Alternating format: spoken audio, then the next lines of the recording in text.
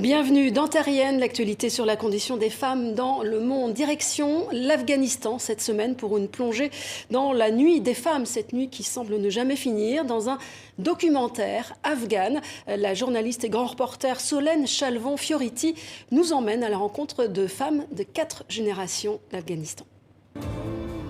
La peur du taliban coule dans notre sang. Même les bébés ont peur des talibans. Depuis que j'ai vendu la petite, je ne dors plus la nuit. Beaucoup de gens ont été forcés de marier leur fille.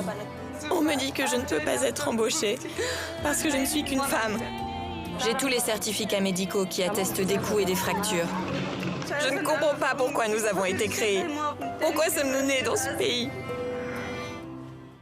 Depuis leur arrivée au pouvoir en août 2022, jour après jour, les talibans ont multiplié les interdits, resserrant leur étau autour des femmes comme une course frénétique à l'effacement du féminin dans l'espace public. Enfermées, cloîtrées, les fillettes et les femmes souffrent de multiples traumatismes, comme nous l'explique Solène Chalvon-Fioriti.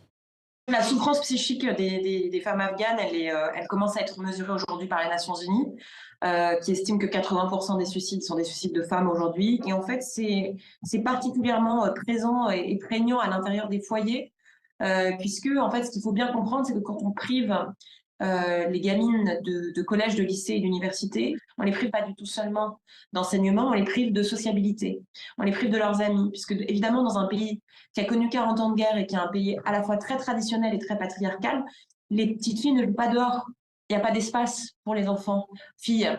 Et on sent, on sent une vague vraiment de mélancolie.